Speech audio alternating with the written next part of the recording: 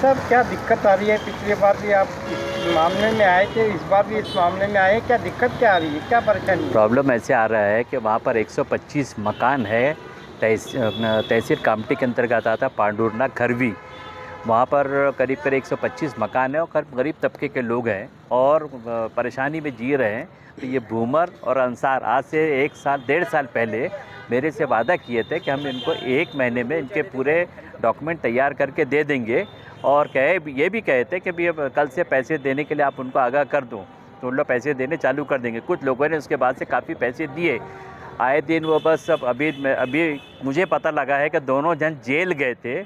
यही फ्रॉड के चक्कर में मैंने कुछ डॉक्यूमेंट कलेक्टर को भी दिया, विभागीय आयुक्त को भी दिया, कमिश्नर को भी दिया, पुलिस कमिश्नर को भी दिया, सीओ को भी दिया, प्रशासक को भी दिया, तहसीलदार को भी दिया। तो कलेक्टर जो विभागीय आयुक्त है उन्होंने आदेश दिए कलेक्टर को कि इनकी कार्रवाई की जाए।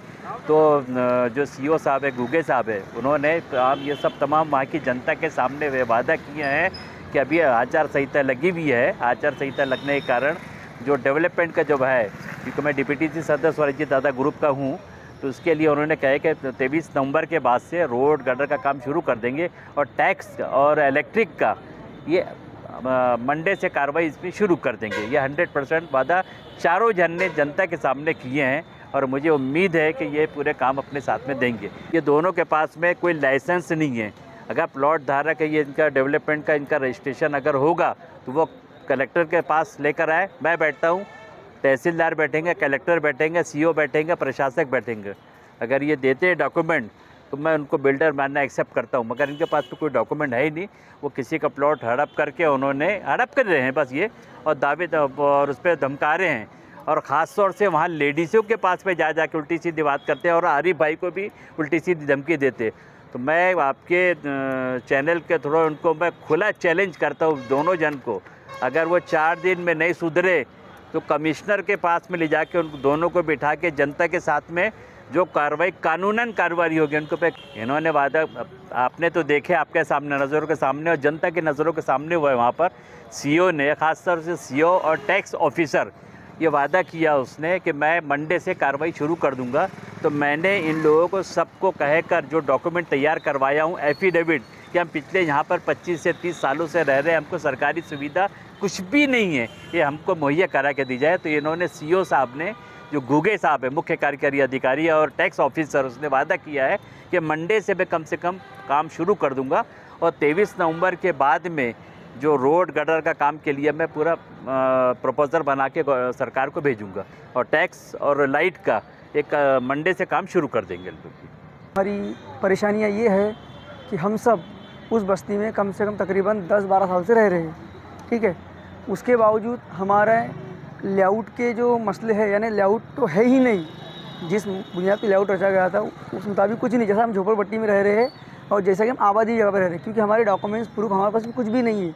हमको दिया गया था लेआउट एग्रीमेंट 50,000, 80,000, किसी से 4 लाख, किसी से 3 लाख, ऐसे अमाउंट उन्होंने ले चुके अंसार भूमर, और ये सब फ्रॉड कर रहे हैं। और हम वहाँ पे रह रहे, हमें वहाँ की सुविधा कोई ही नहीं है, ना हमें टैक्स है ना बिल। हमें बारिश में तकलीफ़ है, रोड की तकलीफ़ है, कीचड़ गार्डन इतना वहाँ पे गार्डन हो जाता है, हमें जाने के लिए दिक्कत होती है। और हमारे कभी कभी लाइन चल जाती, और ना मीटर है, और हम मीटर में जाते हैं, बिजली विभाग में जाते हैं मीटर के लिए, तो वो बिजली विभाग को रोक के रखा है उसने। वो बोलता है अंसार और भूमर बोलता है बिजली विभाग बोलता है कि अंसार भूमर की NOC लेके आओ।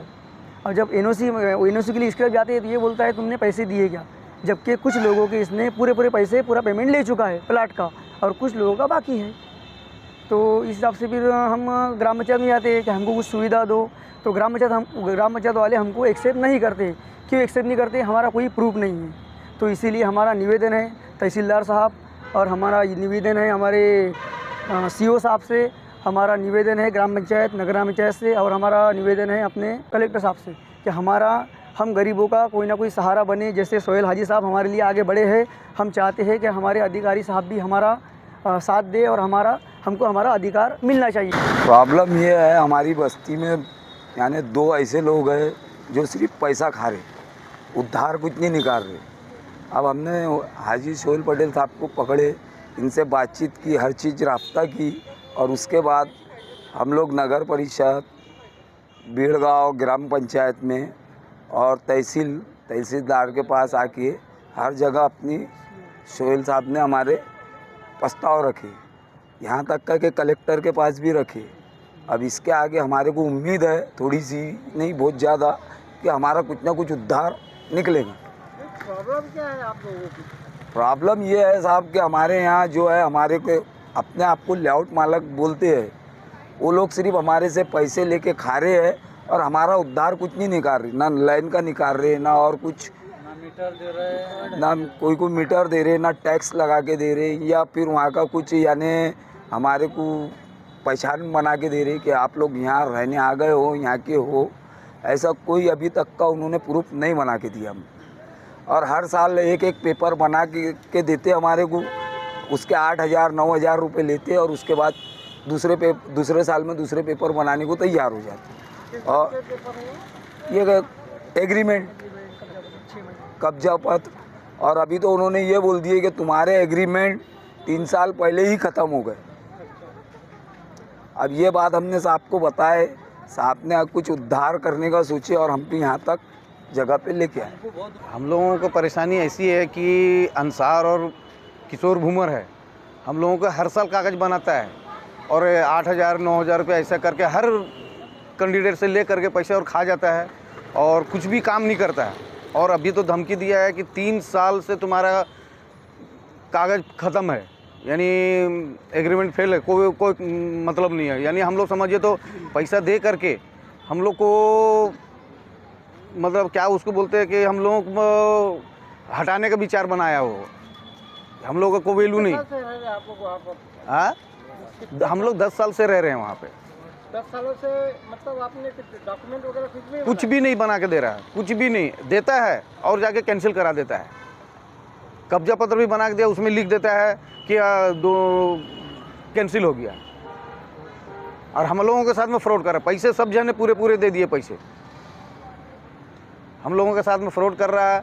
और रात में आता है, पैसे लेते हैं लोग, कुछ उनके साथ में एक आदमी को जो है मिले हुए हैं, उनके साथ मिल करके पैसे लेते हैं, चले जाते हैं, कुछ भी कर नहीं रहे।